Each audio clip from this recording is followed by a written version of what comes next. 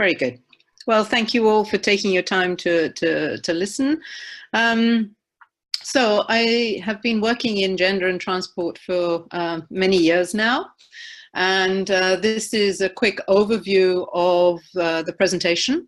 So what I'm going to do is to try and bring out some specific areas that would help people understand the importance of considering women and their mobility behavior in a different way to the current way that it is done, which is mainly as a little bit of a kind of add-on, if you like, that the majority of transport planning is often done based on a male perspective rather than a female perspective.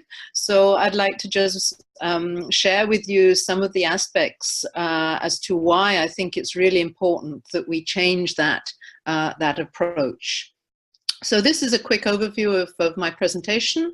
As Thomas said, we will have a nice time at the end for your questions. So, in general, why is this topic of importance? There are really a number of very compelling reasons, none less than, of course, women represent about 50% of the world's population. That is in itself a pretty good reason. It's also been politically accepted that the basic concept of human rights is that everyone should have the freedom of movement, freedom of mobility, and that it is the right of an individual to be able to choose to travel from place to place. As we know, that actually that is not the case if you're a woman. It's also accepted, so it is commonly accepted in most cultures, not all of them of course, that women should have equal access to education, to jobs, to health services, and that this should not be restricted by code or creed. That is the concept of basic human rights. But we know that in reality, that's not necessarily exactly the way it happens, not everywhere in the world. Additionally, we are also aware that the world is becoming more urbanized, and more of us are going to live in cities and towns. And within that, women in particular are becoming very often female heads of houses. So they actually not only are responsible for the productive aspect, so the income generation to keep the bread on the table, as it were, to feed themselves and their children, but also to look after their children and their families, so the reproductive and the caring aspects. And with that, that places a great strain on many women, and because very often they have had slightly less access to education early on in their life, they find that it is very often difficult to balance work and life, and in general, it can be said that women are more likely to be poor than men, all things equal. So if you are a poor family, you will probably find that the woman is poorer in real terms than the man. She has less disposable income than the man, in fact. And generally in urban areas in particular, when you look at the quintiles of the population that are poorer, very often there are more women in there than there are men. There's also been a lot of interest in the last couple of years and an international recognition that we need to change the current way that we deal with equity and equality. Just having a certain number of legislation and regulation and laws in place is not actually enough, and we really actually need to take action as well. And I'm sure that many of you are aware of the NUA, which is the New Urban Agenda, which is a non-binding urban agenda for giving a framework for cities and towns to develop. The Sustainable Development Goals, of course, have many aspects of them that refer to women's empowerment. There is the Climate Change Agreement, and again, women are playing quite a role in that, particularly as in rural areas, women are very often the farmers, and we know that climate change affects farming very, very strongly. And then there are a lot of social changes as well, such as the Me Too campaign and the highlighting in the media that within even the media sector itself, there has been a lot of sexual harassment, which is of an unacceptable level. And overall, when we look at the urbanization of the world and the ambition of cities that they can develop in a dynamic and inclusive way, if women are really not considered in transport planning, then they will not be able to travel as freely and safely as men. And cities cannot be basically inclusive if we don't consider women. And if we, the positive side is if we do consider women, many other groups will benefit. So especially the children and elderly, and overall cities can themselves become more cohesive and inclusive and dynamic. So that gives a little bit of an overview. As I mentioned, financially women are very often less well off, they are poorer than men, but this is also in time. Women tend to be very time form, and therefore transport is absolutely critical in their quality of life. If they have very low levels of access to motorized transport, then it does impact their life, and it impacts the nutrition of their family, it impacts a lot of different aspects, and also how they can themselves help to uplift themselves from lower poor incomes and poverty. So including women, particularly in respect to transport, is not just a sustainability issue, but it is an economic development issue. This comes as nothing new. We know since many, many years that women and men have different mobility behaviors, and that this does vary basically in the way that women make a lot of shorter, more complex trips that will probably be interconnected, as you can see with this circle on this area here. I don't know if you can follow my cursor there. Excuse me. While men tend to make more direct trips, women also tend very often, and as they get a little bit older and from the 30s onwards, they are very often traveling accompanied. They will travel with children, but they will also travel with family members who may be elderly. They may be accompanying them to health visits. And in general, they travel less singly than men do. And although traditionally women used to travel more in off-peak times, this is changing. And they are traveling in peak and in off-peak times. And particularly in peak times, they accompany their children to school. And this, of course, means that they need to travel in peak times. And a lot of that is because of security issues. And I'll come back to that. Now, a lot of this information is not particularly new, and some things seem very obvious.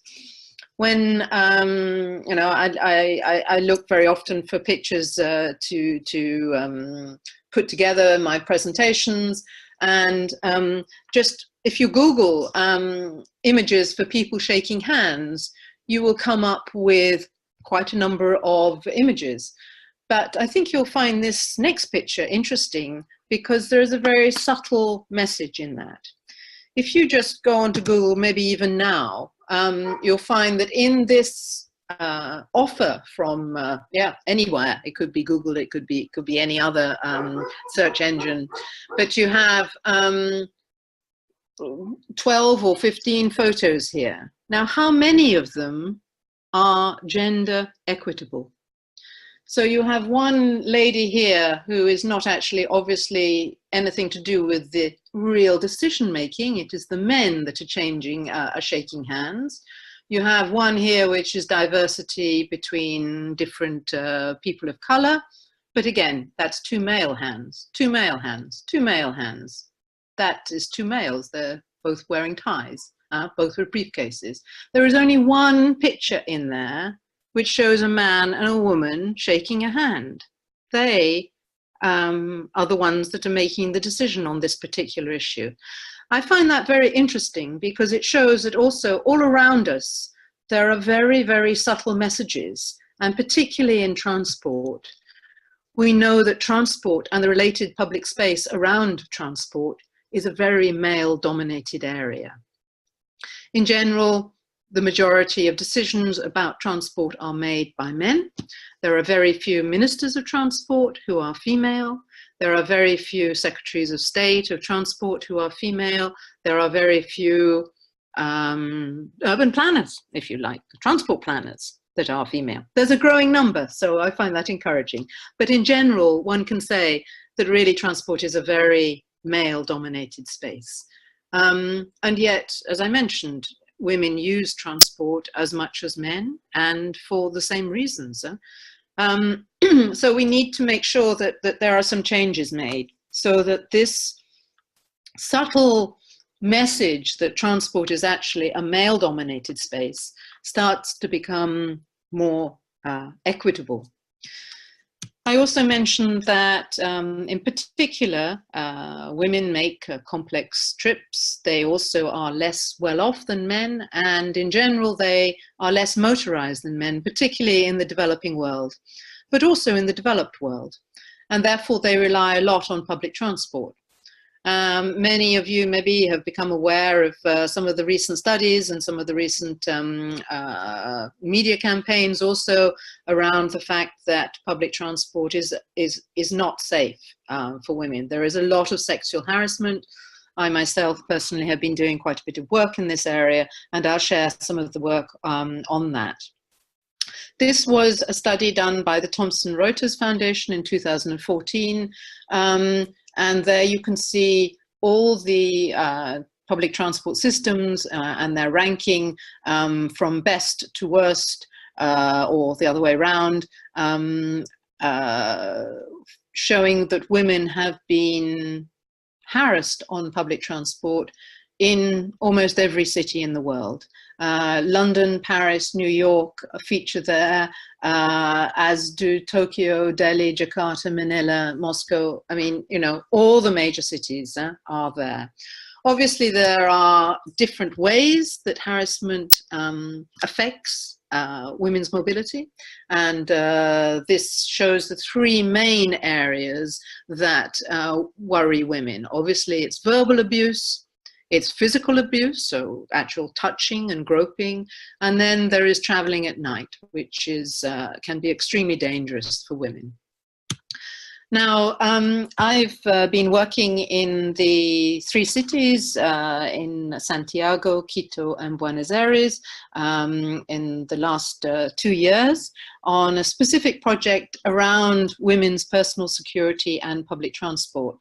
Project was called Ellisonmobi Segura, and it was a very interesting project because it was the first times that the this issue has been studied in consecutive studies in different cities, but comparable cities, using the same methodology to show that actually there are a number of things which are common and a number of things where there are specific aspects of the city which influence women's mobility. Now, this particular study was supported by the FIA Foundation and CAF, and really we could never have done it without them, because they were extremely supportive of the concept, which is not always the case for development banks, to understand that actually this would be something that could be transferable across different cities, rather than to look more closely at a specific country or city. Because of the way that they are financed, very often they need to ring fence lending around a particular country and their activities and their transport needs, whereas this was between 3 countries. And the philanthropic foundation of the FIA Foundation had been working with me, in fact, in Cape Town prior to this, to develop a methodology which they again supported the use of it in the study. Now, the results developed into a toolkit which we hope will be of particular interest to planners and will be available by the end of September on both the CAF and FIA Foundation websites. One of the aspects that I wanted to highlight was also that it was really important to start building a backbone of knowledge about this issue, not just around security, but about the need for changing the transport paradigm to a more equitable transport paradigm, but going beyond just the talk of doing this, because I've been working in this sector for 25 years and I've heard many, many very nice presentations and nice things being said, but very little actual action. So I do feel that now we are building up this evidence base, which is going to help to generate change. There are 3 real areas of major change that we need to look at when we look at gender and transport.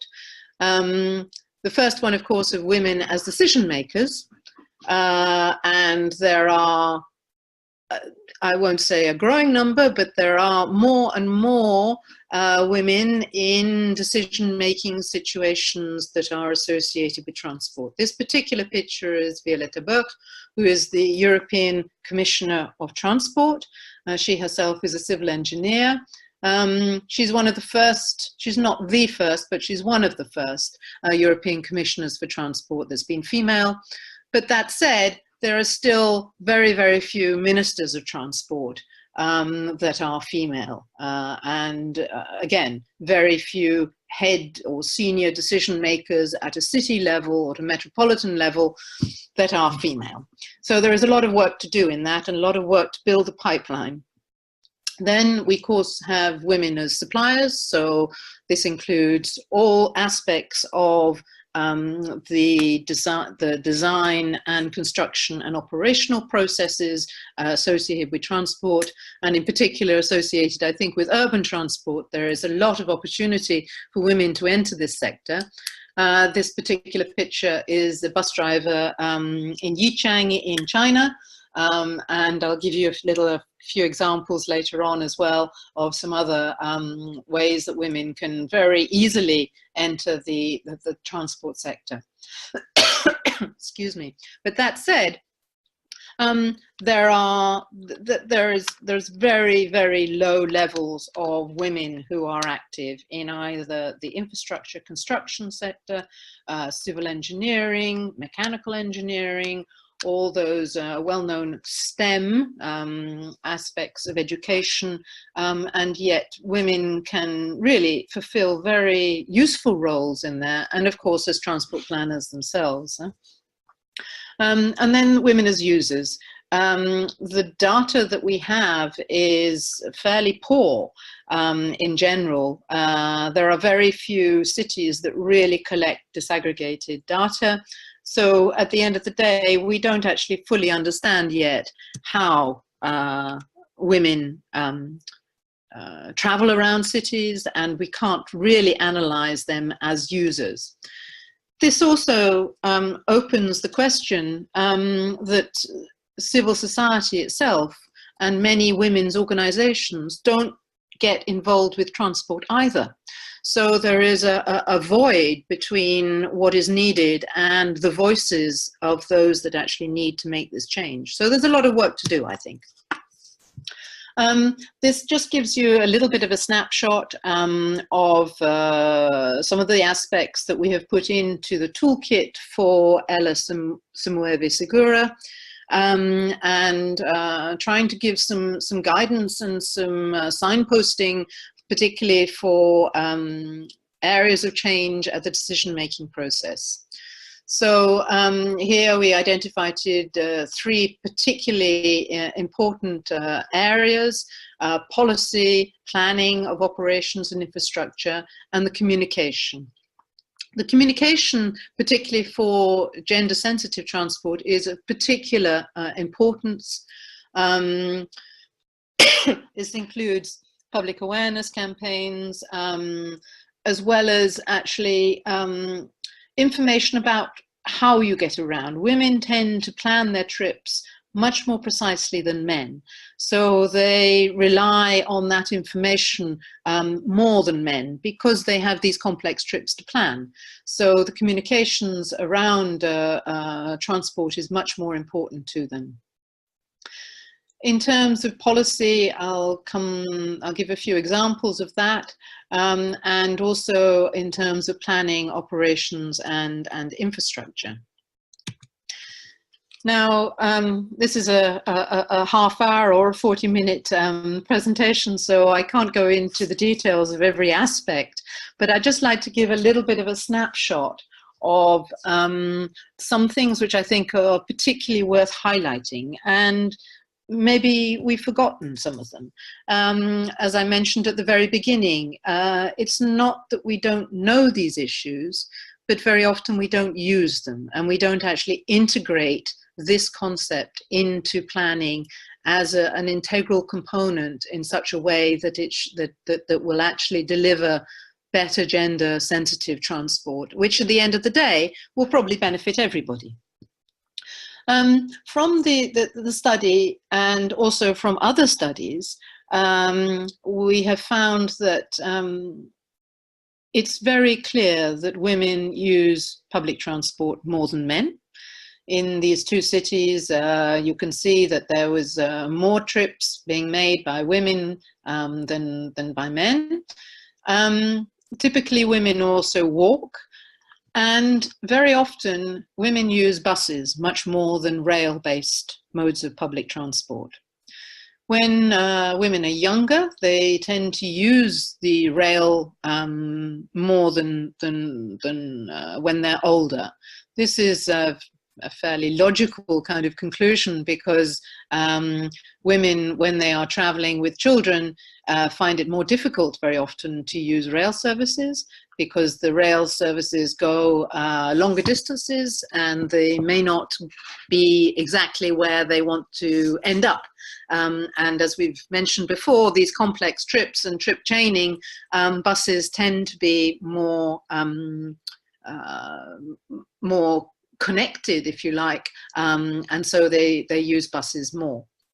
This was also the results of some finding by the International Transport Forum that looked at 10 cities worldwide and found exactly the same, that actually women use buses more than men, and that at certain life stages in their time, they will use rail. So when they're younger, and professional without children, they very often use rail as much as men, but once they become mothers, they tend to switch to buses. Again, this is, I think, a very interesting concept to remember with when you're planning urban transport systems. Obviously, infrastructure is a very important aspect. There are a number of things which are more important to women than men, specifically in terms of lighting, in terms of seating, in terms of passenger information. Here you can see a bus stop which has had some passenger information in it, but it's all been vandalized, and really it's a very lonely place to be sitting there as a woman, particularly at dusk at night. You're not going to take the bus if that's where you have to take it from. And similarly, we talk about accessibility very often in terms of excuse me, those people who are more physically challenged, But when you are traveling with strollers or children who are very young, just getting to the metro can be quite a struggle. Here you can see, I think it was taken in Santiago in one of the stations, that these ladies needed help to get just down the stairs, because although there is an extra cost to escalators and lifts, it really makes a huge difference to how and when and where women can use public transport. There's also a growing understanding about connectivity as opposed to just destination planning, and accessibility modeling and accessibility planning is something which I think has specific gender aspects, because the combination of walk and bus, walk, bus and metro in particular make it much more easy for women to get around a city than for men, who make very often, as we mentioned, more direct routes. Obviously, when men take up the caring roles that women currently predominantly fulfill, then, you know, it's not a gender-based aspect, it's a role-based approach to planning. As I mentioned, it's very important also for communication, that women understand how to get around their city, where the modes connect. And for this, obviously, you need signposting and wayfinding, passenger information and public awareness campaigns. But also, as here in Quito, we found that there was high levels of sexual harassment. But Quito has been working on this now for a number of years and have introduced a relatively successful new initiative, which is now rolled out across all the BRT and much of the city bus network, with a very strong public awareness campaign about being able to report sexual harassment via a central number and an SMS.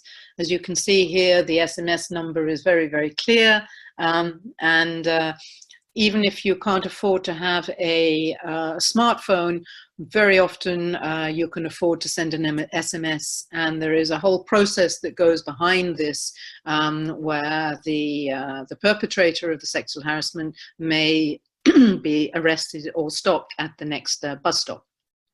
So that is something that, if you're interested in, you could look in the case study from Quito, and also the toolkit, and the contacts for that will be at the end of the presentation. In addition, as I mentioned, it's really important to get women actually able to be employed within the transport sector. And they can drive buses just like men can drive buses, but there are very few women bus drivers. This particular girl here, called Stephanie, won the best bus driver for 2016 on Transantiago.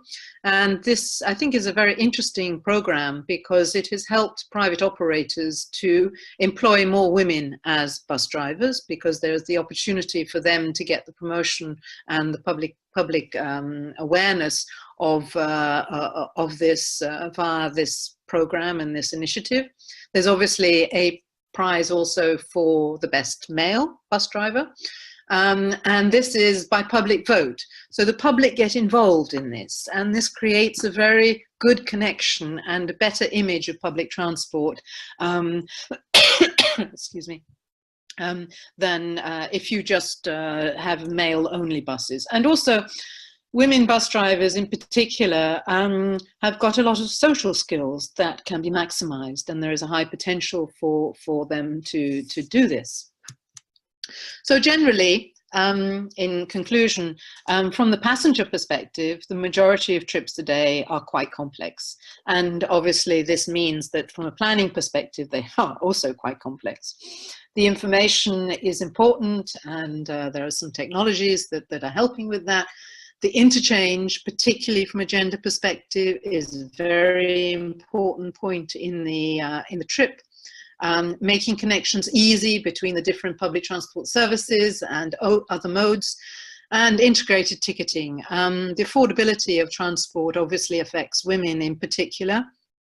And that's very often why they walk. By walking, they will cut out one motorized trip and they will save that money. Excuse me. So the typical process is very much the analysis of any problem, identify the gaps, what outcomes you want between men and women, and then design the interventions, take the actions, and put support mechanisms to measure change on that, monitoring and evaluation. One of the main problems with the analysis section is, as I mentioned, the paucity of data collection, which is really very, very low, and really something that needs to be addressed. One cannot set the baseline for urban transport if you don't know really where women are going as well as where men are going in your transport planning. So, finding solutions means that you need to be looking in the right direction. I always like this little cartoon because it shows very clearly that you may be looking for a very small fish, such as this fish here, while behind you, you have a huge shark that's about to bite into you. So you need to be looking in the right direction. You need to be taking an integrated approach, and a holistic approach. That means including diversity, including women and men and their needs and requirements, and of course having the right tools. And a lot of the tools come from the data collection. So these are some aspects that we've particularly highlighted in our toolkit, promoting very much that not only sex disaggregated data is very important, but it is only a first step, because unless you're actually able to understand what the trip purpose is and what modes are being used, then it's very difficult to actually bring in that gender sensitive context and be able to plot that at an urban level in terms of where the poorer people live, what kinds of transport they are going to need, and within that, what kinds of transport the poorer women are going to need.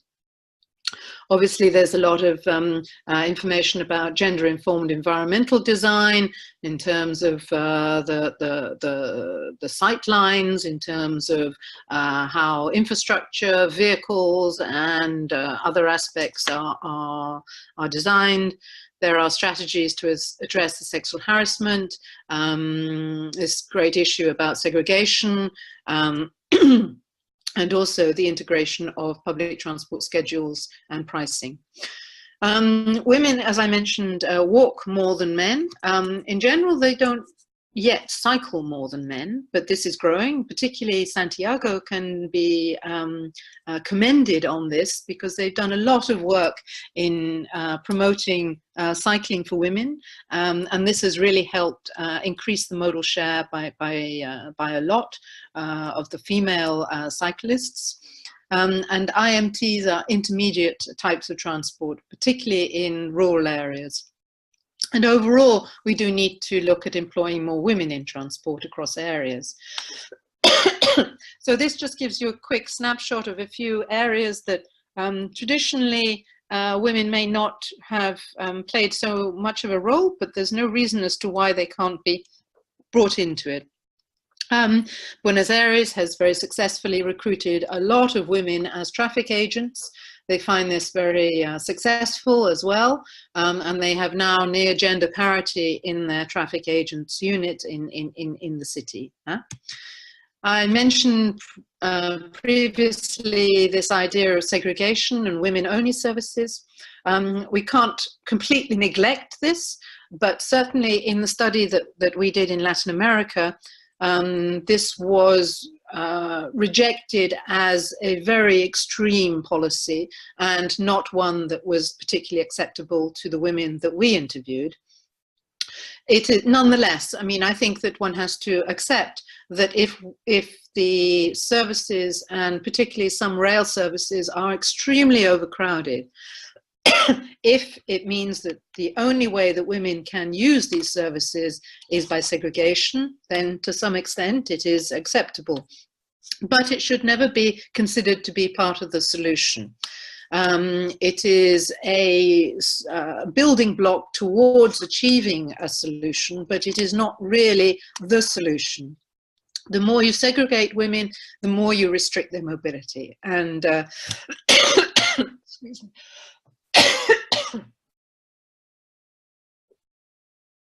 And this is a real problem.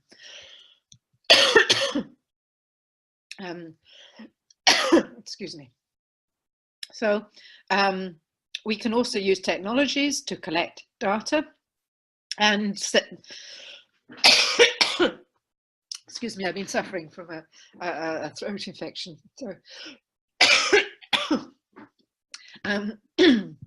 So technologies can be used to make data collection easier, and there are a lot of new ways that can be put in place. We also can break the stereotyping. This gives you an example that, just a moment, sorry.